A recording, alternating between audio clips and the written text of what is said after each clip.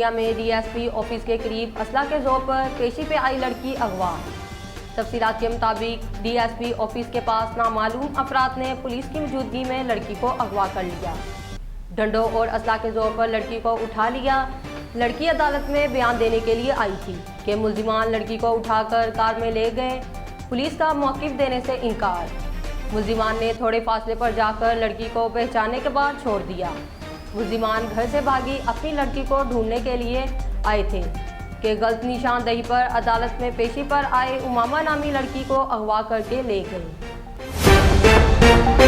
Pakistan peoples party Larkana division का long march के सिलसिले में यूनियन कौंसिल की सतह पर एग्जीक्यूटिव कौंसिल का इजलास में बिलावल भुट्टो जरदारी के पॉलिटिकल सेक्रेटरी जमील अहमद सोमरू, सिंध के मरकजी ओहदेदारान डिवीज़न का सदर महर इजाज खान झगरानी, सैनिटर्स, MPAs और MNAs की मौजूदगी। इजलास की मेज़बानी ज़िला लाड़काना कर रहा है और इंतज़ामात भी संभाल रहा है। रिपोर्ट डॉक्टर शाहनवाज, मुसी न्यूज़ HD, लाड़काना।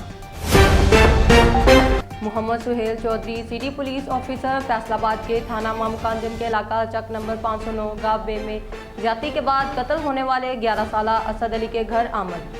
गुस्सा से इजहार ताज़ियत और उनके लिए दुआए मग़फ़िरत भी की गई।